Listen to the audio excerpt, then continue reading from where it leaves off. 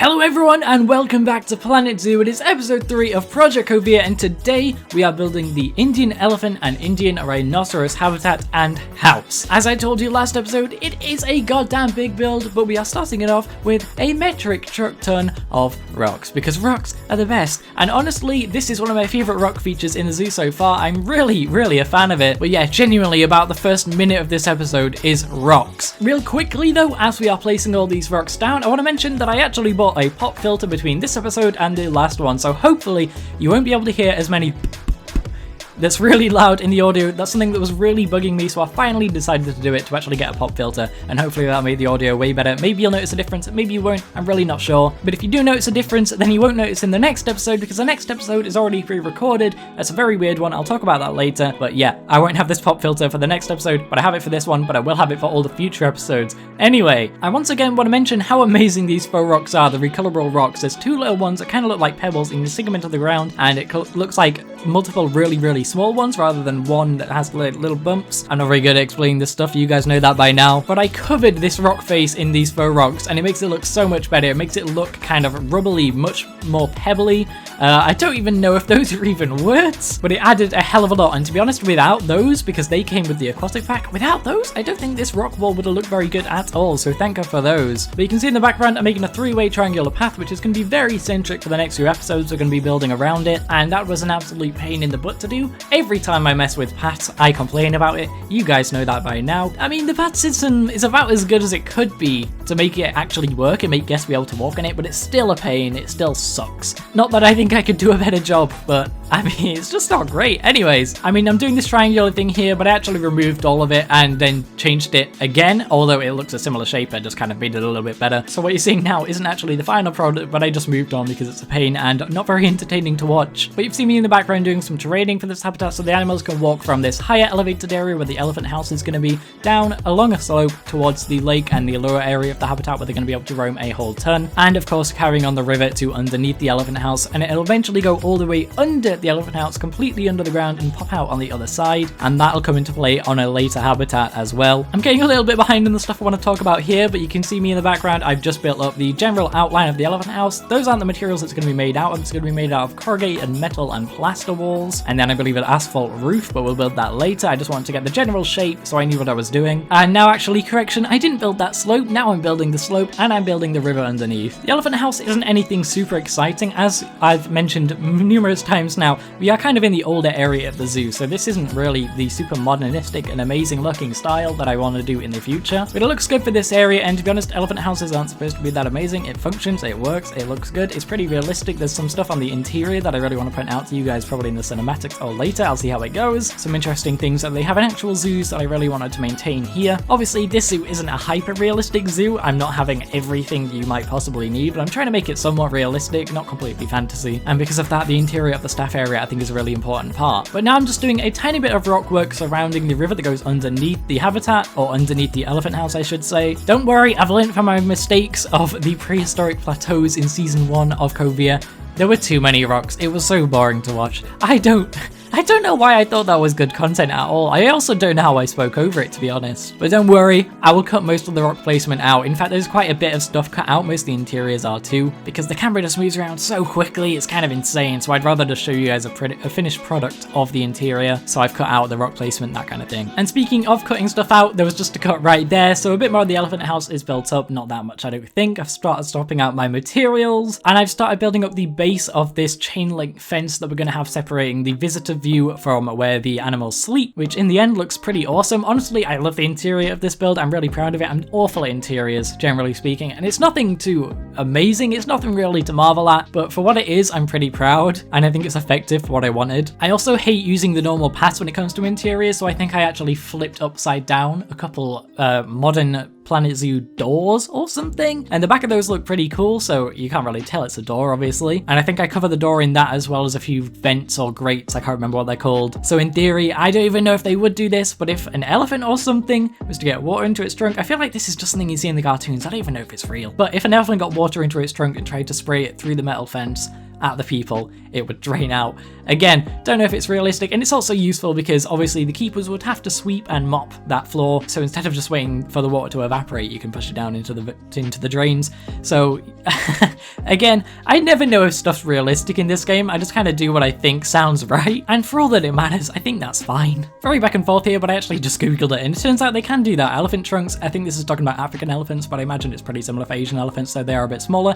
African elephant trunks can hold up to 10 liters of water apparently, and that's kind of how they drink. I did know this part, I just didn't know if they could spray it out like I'm thinking about it. But yeah, they'll actually suck water up into their trunk, put their trunk in their mouth, or kind of facing their mouth, and then they'll spray it out, and that's how they drink. So yeah, that makes sense, I guess. It is an actual thing. Whether they'd actually do that to be annoying or playful, I don't know, but that's besides the point. But now you should be able to see me start to create a barrier between the staff area and where the animals sleep. This is something they have in actual zoos for stuff like elephants and rhinos. Rhinos specifically, I've been to a zoo, I've cared for some rhinos before, and I had this pointed out to me, and honestly it's pretty damn cool, so I wanted to include it here, and I plan to include it in future habitats as well. But my brain that can't concentrate on something for more than 30 seconds decided, oh no, let's stop doing that and let's work on the guest area instead, and then in about 10 seconds we go back to that staff barrier. I don't know what I was doing, it's annoying, it's a pain in the butt to commentate.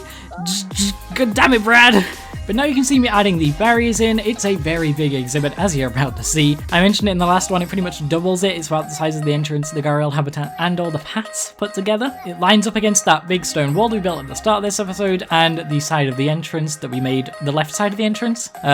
I don't know how to explain it, it's just the side of the entrance. And then eventually it'll wrap right back around with a chain link fence, but it was actually kind of a pain to put the barriers in for the inside area because it's so precise where the animals are actually going to be able to go. And unfortunately, even though with this staff fence that I was just talking about would realistically allow the staff to just walk through it, but the rhinos and elephants couldn't, that's the whole point in it. So if a rhino or elephant is somehow running towards you, even though realistically you should shut the door, we have something to do that later. So yeah, if an animal was chasing you, you could literally just run through these poles and they wouldn't be able to get you because they're too big for it. That's the whole point in them, so you don't have to fiddle around with the door to escape an animal or something like that. But with the way Planet Zoo works, you need to have a staff gate, so that doesn't look too great, but I just slotted it in between two of the metal poles, and it looks fine. It doesn't really take away from anything, but it doesn't look great either. And you've seen in the background while I was talking about all that, we started making a staff area, and now we are filling out all the walls and the roofs. Again, some of it I cut off because it's difficult to align it, so I needed to use some of the corrugated iron panels to make it so they weren't weird like juts in and out of the wall, because the plaster walls are a lot thicker than the corrugated iron, or I think it's corrugated metal, actually, I think that's what it's called. But there isn't too much to talk about other than the fact that that is what we're doing, so we've got a little bit of time to do a shameless self-promotion. As per usual, if you're enjoying the video, leave a like. If you want to see more, subscribe. You guys know what to do. If you want an animal named after you,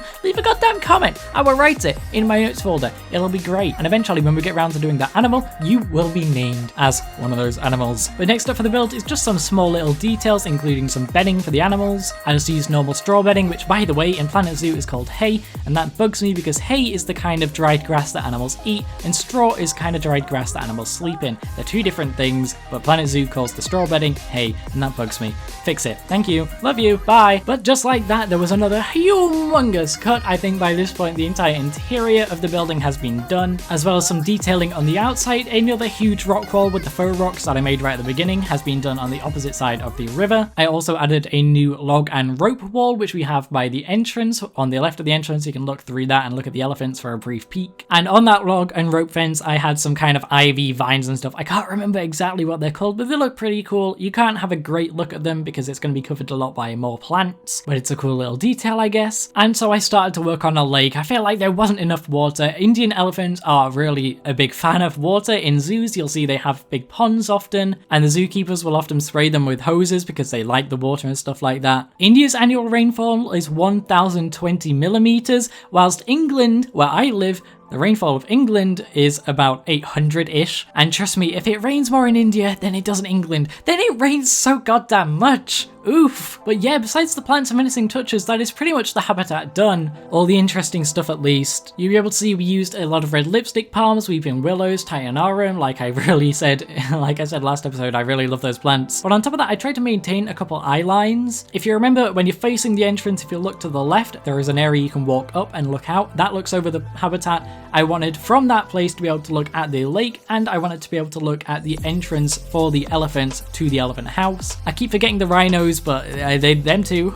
Then once you go into the entrance and you're standing in that area with the gharials in front of you, if you look to the left, you've got that log and rope barrier. I wanted you to be able to look through that and see the little elephant and rhino faces that I put on the wall of the house, and then obviously a nice little look at the lake. And then as you're going up along the sloped path along the left side of the gharial habitat, there's an open viewing area above where the river goes below, and I wanted to simply be able to have a good view of the lake from there. And then the last important view line was from the inside, which really isn't that important because all you can really see from the inside is the inside. I'm not sure where in the time lapse this is because at this point we're pretty much just doing a ton of random stuff to bring the whole thing together. But the back of the habitat didn't really have a solid thing that I could do, so I just put a chain link fence and kind of interconnected them between some big kapok, wimber trees, stuff like that. So I kind of weaved the chain link through a bunch of trees, and the back of the habitat, once I eventually do this, will be much more densely forested. So when you're looking through the habitat, you won't really see anything besides that. It'll just feel like a really thick jungle, which again kind of makes it feel more whole, because at the moment when you're looking at those views you can kind of see through the forest a little bit, and it kind of ruins the immersion in my opinion. So eventually the back of the habitat will be much more densely forested. I just haven't really had the time to do that just yet. Also, speaking of the rocks and plants, we used a ton of the fur rocks once again. We also included the mossy rocks underwater and close to the water's edge, which I think is a good thing to do. We of course used the reed and lily pad methods that I talked about a lot in the last episode. We also included a single cherry tree, which I think you guys have seen by now, and that really kind of drags your eye to the general center of the habitat. And right in front of that cherry tree there's an upside down cherry tree in the water, and on top of that I put some cordyline plants because that wood would be damp, and I think that'd kind of logically be a smart place for those to grow. And even if not, it looks pretty goddamn cool in my opinion. I could go on about all the plants that I used, but for the most part a lot of this habitat was just placing random things. Also, I forgot to add it in this episode. I think I added it by the end of the next one because I kind of remembered, but I was actually researching Indian elephants recently before I built this habitat, which is kind of what inspired me, and I find out that they feed a lot by browsing on fallen logs and stuff like that. They can eat fungus or dead bark, so I wanted to include a lot of logs throughout the habitat, but I kind of just forgot. So by the end of episode 4 I added, I don't know, 3-4 logs throughout the habitat. So maybe the keepers just cut down random trees, or if there's people in the area that are deforesting the area for whatever reason. I know that's not great, but maybe as they're expanding the zoo they're removing some trees or something like that. I don't know. Deforestation bad, but it'd make elephant happy, so you know. So maybe they could just drop in a few logs every once in a while. I don't know. Either way, there's some logs in there now because in the wild elephants will browse on logs. And finally, before I leave you guys with the music, the rest of the time lapse and some cinematics, there is also a little staircase on the back of the elephant house which the staff can go up, or they actually can't go up, but realistically they would be able to go up, and that'll let them get onto the roof because there's some air conditioning units and stuff like that up there that they might need to access in order to fix. Also, I might as well talk about this before the time lapse ends. We've got a couple of minutes to fill. As I said, the Southeast Asia Animal Pack is releasing on the 30th of March. Why did I say May? It releases on the 30th of March, that's what I meant. Adding 8 new animals, a lot of very exciting ones in my opinion, like the Barrabusa, the proboscis monkey, don't think I'm pronouncing that right, and most importantly the binturong, which I'm very excited for, and I have some good plans for a habitat for those. But as I think I've mentioned before, this series is actually only going to go up until when Subnautica has to double up, and then we'll have all the Subnautica videos out by the time Subnautica Below Zero comes out, because I want to release 2 of those every week. It's a tall ask, but I really want to do it. So this series is actually only going to go up to episode 6 before it goes on a few weeks hiatus because Subnautica is going to be going up, and then we'll come back with a new set of episodes before whatever else comes next. I love building in Planet Zoo, but it's not the kind of game that I can do constantly. I don't see how some YouTubers do it every day and make videos on it pretty much every day. That would be way too difficult for me. I just don't have the mental capacity to play the game for that long. But because we're leaving this series for a little while after episode 6, we won't really be here for the launch of the East Asian Animal Pack, so we won't really get any videos out on that on release, which is a bit of a shame, I know, but it's kind of fine in my opinion. I don't care that much. Obviously I'm going to buy the pack and I'm really excited to play with the animals, but I think when I